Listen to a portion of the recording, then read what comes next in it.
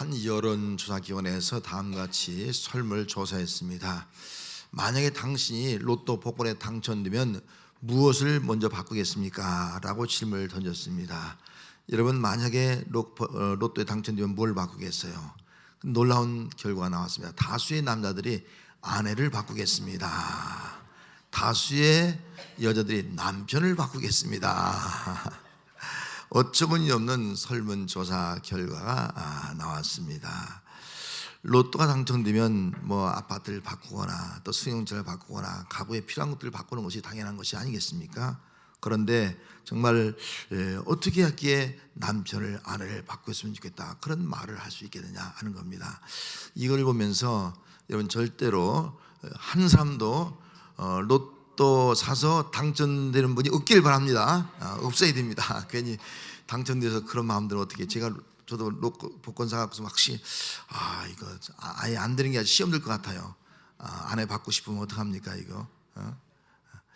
여러분, 만약에 우리가 정말 왜 이 부부 이런 대답이 결과가 복권에 당첨되면 아내를 바꾸고 싶고 남편을 바꾸고 싶다, 그렇게 반응을 보인 그 이유가 뭘까요? 왜 그런 이유를 보였을까요? 그 이유는 다른 것이 아닙니다. 부부간에 미래가 없기 때문이라는 거예요. 미래가 없는 부부, 서로 결혼을 했어요. 결혼했지만 미래가 없어요. 미래가 없는 분은 함께 사는 것이 얼마나 힘들겠냐는 거예요. 여러분, 함께 살지만 미래가 없으면요, 서로 얼굴 보기 싫어요. 등을 돌리고 살아가는 거예요. 미래가 없는데요, 살아가도 정이 없어요. 정의도 들어있는데 정이 없어. 사랑이 다 식어진 거예요. 없는 거예요. 행복을 찾아볼 수가 없는 거예요. 미래가 없는데 어떻게 우리의 미래를 향해서 달려나갈 수가 있겠습니까? 어떤 어려운 조그만 고난이 와도 이겨나갈 수가 없는 거예요. 희망이 없는 그런 부부로 살아갈 수밖에 없다 하는 겁니다. 미래가 없는 부분은요, 로또에 당첨되면 아내를 바꾸는 것이 당연하다, 남편을 바꾸는 게 당연하다. 왜? 미래가 없는데 살 수가 없는 것이 아니겠어요? 그러므로 우리 인생에는 미래가 있느냐 없느냐 문제가 너무나 중대한 문제가 되는 것입니다. 사람이 살아가는데 가장 중요한 것이 미래가 있느냐 하는 것입니다. 이런, 만약에 미래가 있다면 그 미래를 꿈꾸며 살아가는 성도들이 되시기 바랍니다. 또 미래가 있다면 우리에게는 영원한 미래, 잠시 있는 미래가 아니라 영원한 미래를 가지고 살아가는 성도가 되시기 바랍니다. 어떤 성도는 예수 믿으면서도 미래가 없고 영원한 미래가 없는 그런 신앙생활을 하는 성도가 있습니다. 예수 믿으면서도 영원한 미래가 없다. 여러분, 예수 믿으면서도 영원한 미래가 없으면 그 성도는 어떻습니까? 그 성도의 특징은 바꾸는 거예요. 바꾸는 거. 미래가 없으니까 복권 당첨되면 남편을 아내를 바꾸려고 하듯이, 영원한 미래가 없는 성도는 바꾸고 싶은 생각이 드는 거예요. 뭘 바꿉니까? 어떤 성도는 신앙을 바꾸고 싶어 합니다. 그냥 천주교를 믿어볼까? 불교를 믿어볼까? 아니면 신천지를 다녀볼까? 그런 생각을 갖게 되어 있는 거예요. 어떤 성도는 교회를 바꿔보고 싶은 생각을 갖게 됩니다. 왠지 모르게 교회가 마음에 들지 않아. 더 좋은 교회가 없을까? 더 큰 교회가 없을까? 더 내가 많은 교제를 할 수 있는 그런 교회가 없을까? 뭔가 바꿔보려고 하는 거예요. 심지어 어떤 성도는요, 예수님을 바꿔보려고 해요.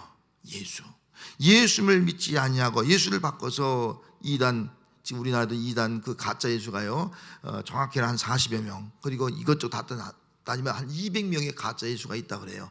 가짜 예수, 신천지 다 이만이 다 가짜 예수들이다, 자기가 예수라고 하는. 그런 걸 따라가 볼까? 아니면 우상을 따라가 볼까? 그런 생각을 갖게 되어 있다는 것입니다. 교회 다니면서도 영원한 미래가 없는 성들은 신앙생활 하는 것이 힘들고 고통스럽습니다. 신앙생활을 하긴 하지만은 신앙의 어떤 기쁨이 내게 없는 거예요. 신앙의 어떤 행복이 없는 그런 신앙생활을 할 수밖에 없고요. 신앙생활을 오래 하면 오래 할수록 또 견디기 힘들고 답답한 가운데서 신앙생활을 하게 되고, 그 신앙은 점점 형식화되어 갈 수밖에 없는 그런 신앙이 되고 마는 겁니다. 그렇다면 신앙생활을 하면서도 영원한 미래가 없는 이유가 무엇일까? 12절 말씀에 그런즉 사망은 우리 안에 역사하고 생명은 너희 안에서 역사하느니라. 영원한 미래가 없는 성들은 그 성도의 마음 안에 생명이 역사하지 않기 때문인 것입니다. 내 안에 생명이 없는 성들은 영원한 미래가 없는 성도예요. 문제는 교회를 다니면서 내 안에 예수 생명이 역사하지 않고 있는 성도가 있다는 겁니다. 우리의 성도의 모습 중에 크게 두 가지가 있어요. 하나는 겉사람과 속사람이 있어요. 겉사람과 속사람. 또 하나는 경한 것과 중한 것이 있어요. 또 보이는 것과 보이지 않는 것이 있어요. 잠깐과 영원함이 있어요. 영원한 미래가 없는 사람은 어떤 사람입니까? 겉사람을 위해 사는 사람이에요. 영원한 미래가 없는 사람은요, 환난의 경한 것만 바라보고 사는 사람이에요. 영원한 미래가 없는 사람은요, 보이는 것만 바라보고 사는 사람이에요. 영원한 미래가 없는 사람은요, 육체, 잠깐이 이 육체, 잠깐이 이 세상 것만 위해 살아가는 그런 사람인 것입니다. 그러므로 영원한 미래가 없는 성도는요, 영원한 영광에 이를 수가 없는 겁니다. 오늘 보면 17절 말씀에 우리가 잠시 받는 환난에 경한 것이 지극히 크고 영원한 영광에 중한 것을 우리에게 이루게 함이니, 지극히 크고 영원한 영광을 말씀해 주고 있어요. 그 영광에 이르지 못한다는 거예요. 우리엔 두 가지 영광이 있습니다. 고린도전서 15장 40절 말씀에 가서 보면은 하늘에 속한 형체가 있고 땅에 속한 형체도 있으나 하늘에 속한 것에 영광이 따로 있고 땅에 속한 것에 영광이 따로 있다. 두 가지가 있는 거예요. 하늘에 속한 것에 영광이 따로 있고 또 땅에 속한 것에 영광이 따로 있다. 두 가지를 말씀해 주고 있습니다. 여러분, 하늘에 속한 것의 영광과 땅에 속한 것의 영광, 어떤 것을 바라보고 신앙생활을 하고 있습니까? 땅에 속한 영광을 바라보는 사람은 영원한 미래가 없습니다. 영원한 미래가 없기 때문에 영원한 영광에 이를 수가 없는 겁니다. 하늘에 속한 영광을 바라보지 않기 때문에 하나님의 그 영원한 영광의 자리에 이를 수 없게 되는 것입니다. 그렇다면 영원한 미래가 없는 성도의 모습이 어떤 모습일까? 영원한 미래가 없는 성도는 땅에 속한 사람의 영광을 하나님의 영광보다 더 사랑하는 사람입니다. 요한복음 12장 43절 말씀에 그들은 사람의 영광을 하나님의 영광보다 더 사랑하였더라. 뭘 사랑했다는 거예요? 예? 사람의 영광을 하나님의 영광보다 더 사랑해. 예? 사람의 영광을 바라보고 있다는 거예요. 하나님의 영광보다 사람의 영광을 더 사랑하는 사람이 어떻게 하나님의 영광의 자리에 이를 수 있겠느냐? 이를 수가 없다 하는 겁니다. 여러분, 예수 믿는 성도는 사람의 영광보다 하나님의 영광을 더 사랑하는 사람이 되어야 할 줄 믿습니다.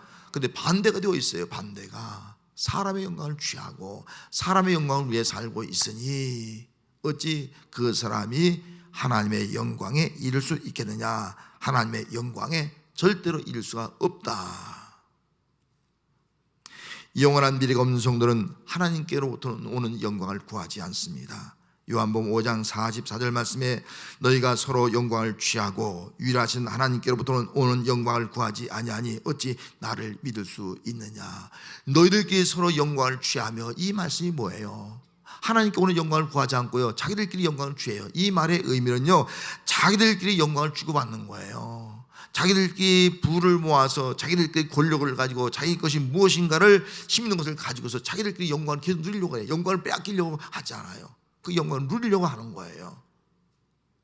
여러분, 이 땅의 것으로 말미암아 자기들끼리 영광을 누리려고 하는 사람이 어찌 하나님의 영광에 이를 수 있겠느냐? 절대로 이룰 수가 없다 하는 겁니다. 땅에 속한 영광을 바라보는 것은 이 땅에 더 소망을 두고 있기 때문인 것입니다. 사람의 영광을 더 사랑하는 것은 이 겉사람에 치우쳐 살아가고 있기 때문인 것입니다. 자기들끼리 영광을 취하는 것은 장차 우리가 하나님 앞에 서게 될 것을 알지 못하고 살고 있기 때문인 것입니다. 이 땅에 더 소망을 두는 사람, 겉사람에 치우쳐져 있는 사람, 하나님 앞에 서게 될 것을 생각하는 사람은 영원한 미래가 없는 사람입니다. 이 땅에 더 소망을 두고 있는 사람은 영원한 미래의 영광에 이를 수가 없습니다. 겉사람에 치우쳐 살아가는 사람도 역시 미래의 영원한 영광에 이를 수가 없는 겁니다. 하나님 앞에 설 것을 생각하지 않는 사람 역시도 영원한 미래 영광에 이를 수가 없게 되는 겁니다. 영원한 미래가 없는 사람은 그 마음속에 생명이 역사하고 있지 못하기 때문에 절대로 영원한 생명의 자리에, 영광의 자리에 이를 수 없는 겁니다. 그러므로 영원한 영광에 이르기 위해서는 내 속에 예수 생명이 있어야 합니다. 할렐루야. 뭐가 있어야 된다고요? 예수 생명이 있어야 하는 겁니다. 11절 말씀에 우리 살아있는 자가 항상 예수를 위하여 죽음에 넘겨지면 예수의 생명이 또한 우리 죽을 육체에 나타나게 하려 함이라, 그렇게 말씀하고 있지 않습니까? 예수의 생명이 내 속에 있다는 거예요. 내 속에 예수의 생명이 있을 때에 예수의 생명이 내 속에서 내 육체에 나타날 수가 있는 겁니다. 예수의 생명이 있을 때 내 속에 있는 예수의 생명이 나타날 때 그 예수의 생명을 다른 사람에게 전할 수 있는 거예요. 이 사람이 바로 복음을 증거하는 삶을 살아갈 수 있게 된다는 겁니다.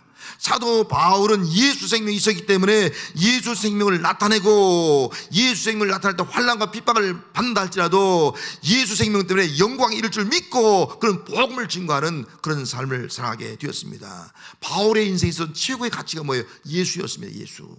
아니, 예수 생명이요, 생명. 우리 인간의 생명이요. 여러분, 생명보다 더 가치 있는 것이 어디 있겠습니까? 바울은 우리 살아있는 자는 항상 예수를 위해 살고 예수를 위하여 죽음의 위협을 당하였다고 말씀하고 있습니다. 예수를 위해 살고 예수를 위해 죽는 바울은 사방으로 우겨쌈을 당하여도 쌓이지 아니하고 답답한 일을 당하여도 낙심하지 아니하였습니다. 박해를 받아도 버림바 되지 아니하고 꼬꾸라짐을 당하여도 망하지 아니하였습니다. 왜 박해를 받고 고난을 받고 그 어떤 어려움을 당하도 망하지 아니하고 낙심하지 않는 그 이유가 뭡니까? 내 속에 예수 생명이 있기 때문인 것입니다. 내 속에 예수 생명이 있는 사람은 결코 낙심하거나 망하지 않습니다. 예수 생명이 있다는 말의 의미가 뭡니까? 쉬운 말로 표현하면 오뚜기가 버뜩버뜩 일할 수 있는 이유가 뭐예요? 오뚜기 안에 납덩이가 있어요. 중심에. 지금 바울의 중심, 바울의 마음에는 예수 생명이 있는 거예요. 예수 생명이 있는 한 나는 넘어지지 않는다, 낙심하지 않는다는 거예요. 예수의 생명이 있는 사람은 사방으로 우겨쌈을 당해도 쌓이지 않습니다. 예수 생명이 있는 사람은 답답한 일을 당해도 낙심하지 않습니다. 예수 생명이 있는 사람은 박해를 받아도 버림받지 아니하고 꼬꾸라짐을 당해도 망하지 않습니다. 예수 생명이 있는 사람은 예수를 위해서 어떤 고난을 당해도 환난하게도 낙심하지 않습니다. 예수 생명이 있는 사람은 환난을 하는 때에도 오히려 다른 사람에게 예수 생명을 주기 위해서, 복음을 위해서 박해와 고난의 자리에 나가는 담대한 사람이 되는 겁니다. 예수의 생명이 있는 사람은 말합니다. 13절 말씀에 기록된 바 내가 믿었음으로 말하였다 한 것 같이 우리가 같은 믿음의 마음을 가졌으니 우리도 믿었음으로 또한 말하노라. 믿음으로 말한다는 거예요. 믿는 것을 말한다는 거예요. 믿는 것. 여러분 믿습니까? 내가 믿는 것을 말할 수 있는 성도가 되시기 바랍니다. 예수 생명을 믿습니까? 믿는 것을 말할 수 있는 성도가 되어야 하는 거예요. 어제도 성경 공부하면서 예수 믿음을 고백했습니다. 예수 믿었으면 어떻게 해야 돼요? 말을 해야 돼요. 입으로 시인하는 거예요. 마음으로 믿어 입으로 시인해야 된다는 겁니다. 정말 우리가 예수 믿었으면 직장에서 나 예수 믿는다 시인해야 돼요. 나 그리스도인을 시인해야 돼요. 나 속으로만 믿고 말을 못하면 그건 그리스도인이 아니에요. 이제 다음 주에 세례를 받습니다. 여러분 세례 받는 것이 뭐예요? 교인들 앞에 나 이제 예수 믿습니다. 하나님의 자녀가 되었습니다. 시인하는 거예요. 내 속에 예수가 있습니다. 이게 시인하는 거예요. 이게 예수예요. 이게 믿음이에요. 나중에 주님 앞에 섰을 때 너희가 사람들 앞에서 나를 시인하면 나도 너희를 시인하고 너희들이 나를 시인하지 않으면 나도 너 모른다, 그렇게 말할 것이라고 예수님 말씀하지 않습니까? 정말 여러분들이 예수 믿는다면 내가 믿는 예수를 말을 할 수 있는 삶을 사는 성도가 되시기를 바랍니다. 사도 바울은 말합니다. 내가 예수 생명이기 때문에 믿음으로 합니다. 예수 생명이 있는 믿음은 말하는 겁니다. 바울이 뭘 말했습니까? 부활을 말했습니다. 부활. 14절 말씀에 주 예수를 다시 살리신 이가 예수와 함께 우리도 다시 살리사. 여러분 하나님 어떤 분이라고요? 주 예수를 살리신 분. 그 살리신 분이 누구도 살려요? 나도 살린다. 이걸 믿는 거예요. 이걸 믿으니까 부활을 말할 수 있는 거예요. 예수님 부활했다. 박해, 핍박, 죽음 위기 가운데 예수 부활했다 증거하는 거예요. 나도 부활할 것이다. 너희도 부활할 것이다. 그렇게 말할 수 있는 거예요. 예수님의 부활을 믿습니까? 이 부활 신앙 가지면 입으로 고백할 수 있기만 하시. 나 예수의 부활 믿어. 예수님 부활했어. 나도 부활해. 당신도 예수님은 부활할 수 있어. 영원한 생명을 얻을 수 있어. 부활의 믿음 가지면요, 어떤 어려움과 어떤 난관을 가지고서 닥친날지라도 다 극복하고 이겨나가게 될 줄 믿습니다. 부활의 신앙 가지면 사망 곳에 깨뜨리는 거예요. 어둠의 곳에 깨뜨릴 수 있는 거예요. 마귀의 곳에 깨뜨릴 수 있는 거예요. 죽음의 곳을 깨뜨리고 우리는 나갈 수 있는 거예요. 이런 초대교회 성도들이 왜 죽음을 두려워하지 않겠습니까? 왜 그들도 매달리고 짐승의 밥이 되면서까지도 그들이 순교한 이유가 뭡니까? 한 가지 신앙이에요. 나 부활한다는 거예요. 죽음이 안 두려운 거예요. 너를 나 죽여라. 난 부활한다. 이 믿음 가지고 부활 신앙이 확실한 거예요. 그래서 죽으면서도 예수 부활을 증거하는 거예요. 할렐루야. 나는 예수님의 부활을 믿습니다. 믿는 거로 부활을 말합니다. 예수 부활했습니다. 우리도 부활합니다. 이런 고백하면서 살아가는 성도가 되시기를 바랍니다. 내가 믿는 사람은 영광을 말합니다. 뭘 믿습니까? 오늘 본문 14절 말씀에 보면은 너희와 함께 그 앞에 서게 하실 줄 아노라. 그 앞에 예수, 하나님 앞에요. 우리는 누구나 다 누구 앞에 서는 거예요? 이후에 다 하나님 앞에 서게 될 줄 안다. 하나님 앞에 서게 되는 것이 뭐예요? 구원의 완성의 영광의 영광, 영원한 영광이에요. 영원한 영광을 누리게 될 것이다 라고 하는 믿음을 우리가 갖게 되는 겁니다. 믿지 않는 사람은요, 하나님 앞에 서는 것이 아니라 심판이에요. 심판. 그럼 믿는 사람은 심판받지 않고 뭐예요? 하나님의 영광에 이르게 되는 거예요. 이게 우리의 모습이에요. 여러분, 이후에 우리가 죽고 부활해서 하나님 앞에 서게 될 줄 믿습니까? 그러면 영원한 영광을 누리게 될 줄 믿습니까? 믿으면 말하는 거예요. 나는 주님 앞에 설 것이다. 이후에 주님 앞에 설 것이다. 주님이 주신 영원한 영광의 자리에 이를 것이다. 주님이 주신 멸관을 쓸 것이다. 이런 믿음, 이런 믿음을 가지고 살아가는 거, 이게 바로 여러분들의 믿음이 되어야 할 줄로 믿습니다. 부활을 믿고 영원한 영광을 믿는 사람은 어떤 일을 당해도 낙심하지 않습니다. 박해를 받아도 환난을 받아도 시험을 당해도 어떤 일 당해도 낙심하지 않습니다. 겉사람은 낡아지나 속사람이 새로워지기 때문에 낙심하지 않습니다. 우리가 잠시 받는 환난이 있다 할지라도 그 환난을 통해서 영원한 영광에 중한 것을 이루기 때문에 낙심하지 않습니다. 보이는 것은 잠깐이요, 보이는 것은 금방 사라지는 거예요. 꽃도 벚꽃도 금방 일주일 내에 떨어져. 세상의 권력들, 영광들 금방 떨어지는 거예요. 보이는 것은 잠깐이요, 보이지 않는 것은 영원한 거예요. 영원한 것을 바라보기 때문에 우리는 낙심하지 않습니다.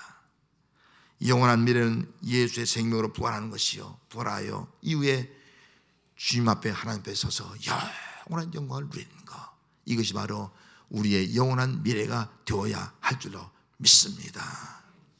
성도 여러분, 이 세상을 지금 어떻게 살아가고 있습니까? 정말 내가 어떤 모습을 가지고 살아가고 있습니까? 고린도후서 4장 3절에 오면은 오늘 본문 바로 앞에 되겠습니다. 만일 복음이 가리었으면 망하는 자들에게 가려진 것이다. 망하는 자들, 망하는 인생. 옛날 성경은 망하는 인생으로 번역되어 있어요. 지금 망하는 자들. 복음이 가려졌으면 망하는 자들에게 가려진 거예요. 망하는 인생들에게 가려진 거예요. 복음을 듣지 못한 사람은요, 망하는 거예요. 망한 인생은요, 복음을 들을 수 없다는 거예요. 어쩌면 우리는 복음을 듣기 전에 우리는 다 망하는 인생들이었어요. 이런 망하는 인생이 어떤 삶입니까? 이방 신에 의해서, 어떤 다른 신에 의해서 우리 정신이 혼미해져서 망하는 인생으로 살아가는 것이 과거의 우리의 모습이었어요. 망하는 인생은요, 겉사람을 위해서 삽니다. 겉사람. 이 겉사람.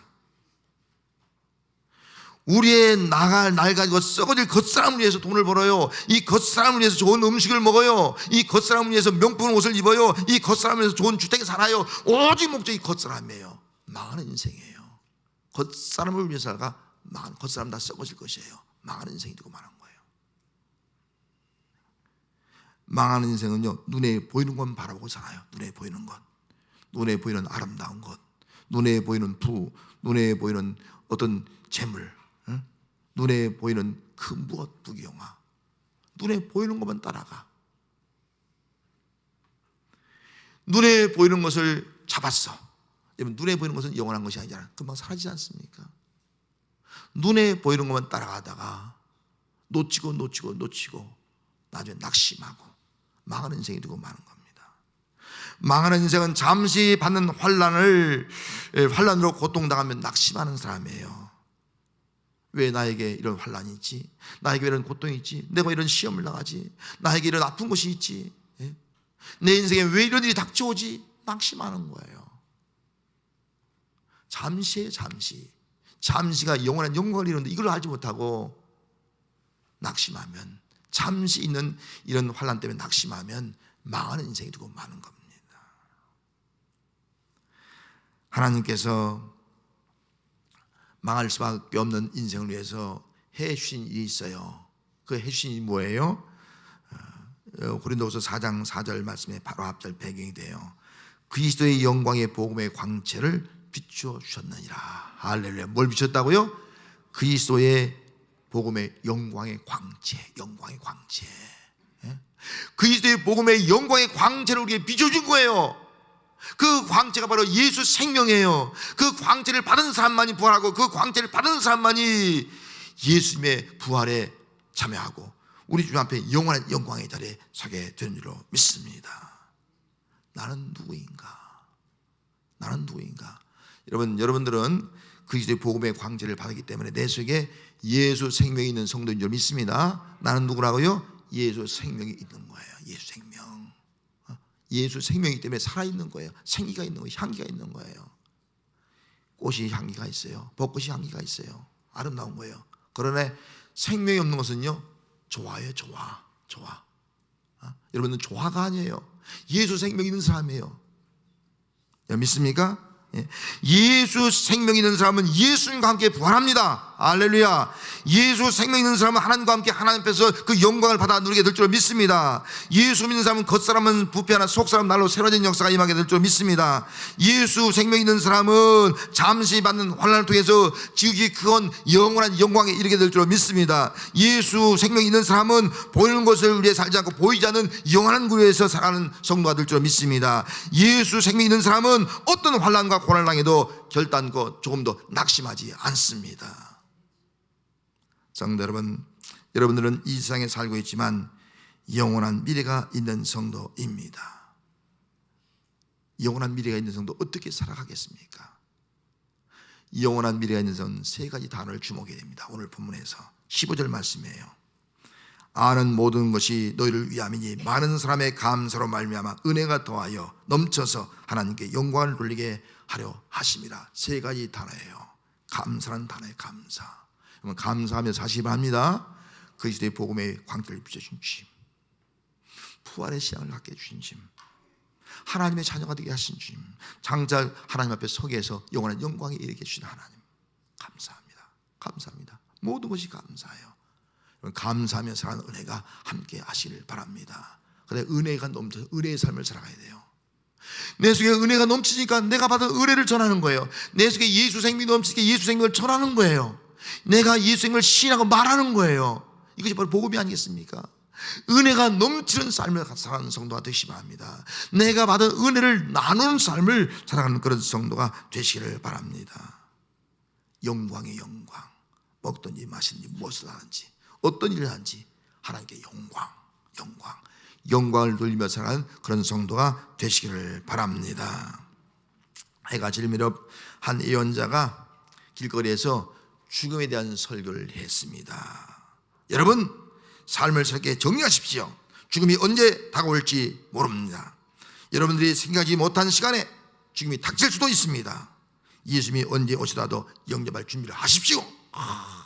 멋진 설교를 했습니다. 그리고 길을 건너가는데 갑자기 마차가, 옛날이니까 마차가 갑자기 달려오는 마차에 부딪혀갖고선 그 자리에서 즉사하고 말았습니다. 즉사. 돌발적인 죽음은 그가 죄로 남긴 가장 훌륭한 설교가 되었습니다. 사람은 누구나 다 자기 일을 모른다는 거예요. 내 앞에 닥칠 한 채를 모른다. 이게 우리 인생이라는 겁니다. 여러분, 잠깐의 인생, 한 채 앞을 모르는 인생, 여러분들에게 영원한 미래가 없다면 여러분의 인생이 어떻게 되겠습니까? 우리에게는 영원한 미래가 있습니다. 기도하겠습니다.